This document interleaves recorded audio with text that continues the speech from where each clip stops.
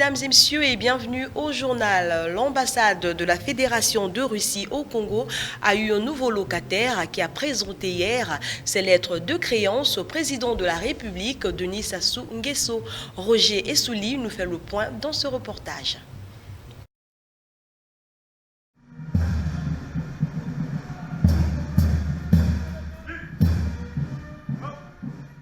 La Fédération de Russie et la République du Congo entretiennent des relations diplomatiques qui remontent à 1964 et reposent sur des échanges dans plusieurs secteurs, parmi lesquels la formation des cadres et l'assistance technique. C'est sur cette base que Georgi Tchipik, le nouvel ambassadeur de la Russie au Congo, a franchi le portail du Palais du Peuple à 11 h, marchant sous les honneurs du régiment d'apparat et d'honneur avant d'être reçu par le président de la République dans la salle des ambassadeurs.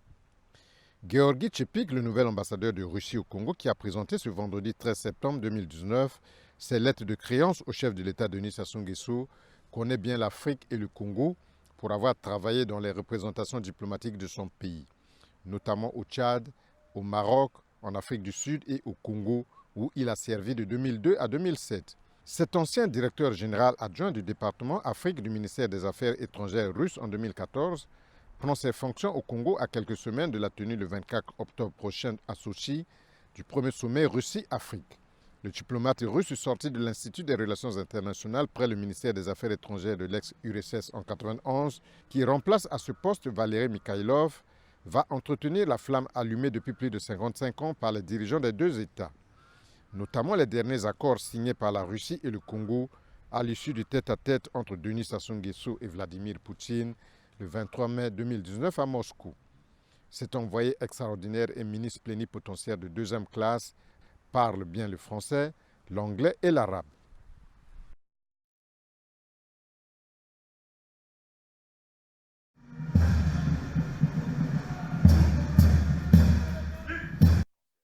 Revenons à Pointe-Noire pour parler de ce musée-bibliothèque situé dans le 5e arrondissement Mongopuku qui a été visité par Alexandre Honoré Paka, préfet de ce département. Une idée d'un écrivain congolais qui a bien voulu promouvoir la lecture publique gratuite en milieu juvénile. Amédée Mesma Massengo pour les notes de reportage. Le musée-bibliothèque de l'écrivain congolais Joël Swabi a attiré l'attention du préfet du département de Pointe-Noire, Alexandre Honoré Paka. Un musée qui met en exergue la promotion de lecture publique et de découverte des objets d'art africains et particulièrement ceux des artistes congolais évoluant dans le département de Pointe-Noire.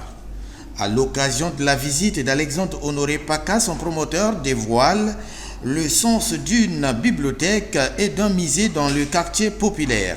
Le quartier vit avec ses maux, le quartier vit avec ses angoisses, le quartier vit également avec ses espoirs. Et cet espoir, c'est la bibliothèque musée gratuite de Luanjili Faubourg. Nous avons réussi à avoir 4500 livres et nous avons 860 enfants inscrits à cette bibliothèque qui viennent selon leur planning. Dans les bacs de ce musée figurent des propriétés intellectuelles d'obédience occidentale, africaine et des Caraïbes.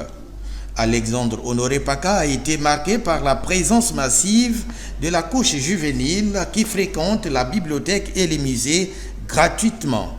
Je suis venu avec ma délégation pour vous encourager et que nous aurions aimé que ce genre d'initiative se multiplie dans tous les quartiers. Cet espace culturel installé au 37 rue Kouvumba, au quartier 507 Faubourg Centre Social, dans le 5e arrondissement Mongopuku, est une aubaine pour Marie-Laure qui fréquente cette bibliothèque. Elle en tire profit pour ses recherches. Cet espace de lecture gratuite est une œuvre sociale de l'écrivain Joël Swabi qui, en face du préfet de Pointe-Noire, a émis quelques doléances pour des améliorations des conditions de vie de ce musée-bibliothèque. D'un département à un autre, rendons-nous au Kwilu où l'honorable député de Kakamwika, Alexandre Mabiala, a foulé ses pieds à Louvoulou pour une rencontre citoyenne avec les populations de cette localité. L'homme a exhorté ses mandants à s'engager dans des initiatives revenues de projets. Amédée Stéphane Moncoupélé pour les notes de reportage. Au centre de cette rencontre citoyenne ayant rassemblé les mutuelles féminines de diverses contrées comme celle des femmes unies de Louvoulou, Zolampangi, Ngotimanga, Kikurubu et grand nombre de jeunes des collectivités environnantes ainsi que les chefs de village de Kakamweka et les sages des contrées alentours, la redynamisation des espoirs de développement dans les collectivités locales afin de surmonter les moments difficiles mais très surmontables qu'impose pour une courte durée la récession économique mondiale. Aussi, l'honorable député a-t-il ravivé les consciences et prodigué de sages conseils pour emmener les esprits à quitter la paresse et l'anxiété pour s'adonner à des initiatives génératrices de revenus pour lesquelles il sera à même d'apporter assistance dans la mesure de ses moyens.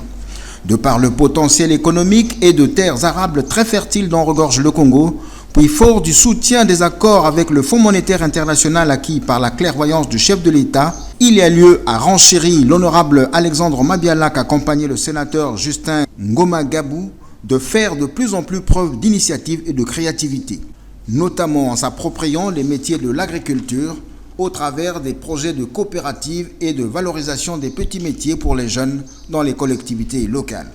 Amour et entraide dans l'unité, tel devra être le leitmotiv de toutes les couches sociales de Kakamweka. Louvoulou, c'est le plus grand village du district de Kakamweka. Et à Louvoulou, c'est une fierté pour nous de retrouver tout le monde. Nous avons des Lari, nous avons des Bateke, nous avons des Lumbu, nous avons des Vili, des BMB et ainsi de suite. Mais il faut qu'il y ait l'unité. On crée une mutuelle, ce n'est pas pour se faire des problèmes dans le village. Entraide entre vous, c'est ce qui fonde, c'est ce qui crée. C'est ce qui fait que votre mutuelle existe, l'entraide. Des enseignements qui ont bonnement réjoui ces populations très émerveillées de partager avec le député, comme dans tout grand jour de fête, quelques moments agréables de réjouissance citoyenne au village. Lisons cette dépêche du conseil départemental du Kwilu. Le secrétaire du bureau exécutif du conseil départemental du Kwilu informe les distingués conseillers du département du Kwilu que l'ouverture de la 7e session ordinaire administrative du conseil départemental du Kwilu aura lieu le 17 septembre 2019 dans la salle de conférence de la préfecture du Kwilu à 10h précises. Revenons à Pointe-Noire où s'est déroulé les travaux de la 2e session du comité technique de pilotage du projet d'appui à l'aménagement de la réserve naturelle de Chipunga, encore appelé sanctuaire à chimpanzés. Les travaux ont été dirigés par Jean-Bosco Ganongo, président du dit comité. Au menu, le compte-rendu du rapport d'activité de l'année 2018. Ben Paris Bachi. Le temps a été donné par le représentant du préfet du Kwilu dans son allocution au cours de laquelle il n'a pas manqué de féliciter la bravoure du comité technique de pilotage et a souhaité la bienvenue à tous les participants. Le pilotage d'un comité la concernant est l'expression de la recherche permanente des solutions à l'amélioration d'une bonne gouvernance et inhérente au développement de ces aires protégées.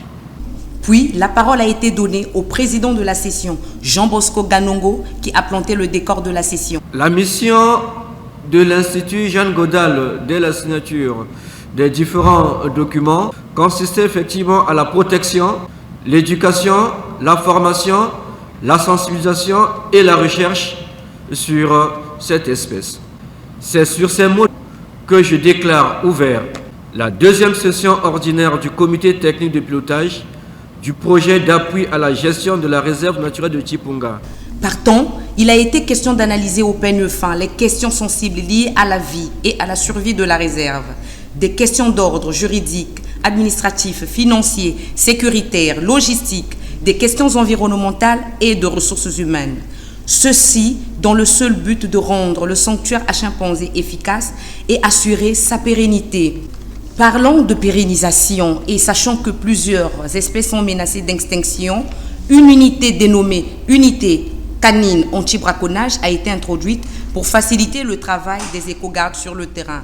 À l'issue de ces travaux, des recommandations telles que l'organisation des visites touristiques à titre expérimental dans la réserve, le déguerpissement sans condition des sujets de la République démocratique du Congo installés dans la réserve, la formation paramilitaire associée des éco-gardes de Timpunga à ceux du parc national de Konkwati ont été formulés. Au regard de ce qui précède et malgré les problèmes évoqués, en ce qui concerne l'absence d'appui sur tous les plans du gouvernement, souligne le comité, le projet a connu des avancées significatives. Bouclons cette édition par cette dépêche qui nous vient du service commercial de Télécongo Pointe-Noire, informant son aimable clientèle et tous ses partenaires, anciens comme nouveaux, de sa réouverture. Ainsi, il vous prie de vous rapprocher du service afin de déposer les nouveaux produits comme annonces diverses, messages crawl et spots publicitaires en vue de la reprise effective de la diffusion. Télé Pointe-Noire, toujours plus proche de vous, et son service commercial travaille pour la visibilité de tous vos projets et ambitions. C'est par cette dépêche que nous mettons un terme à cette édition. Merci de l'avoir suivi. Excellent week-end à toutes et à tous. Au revoir.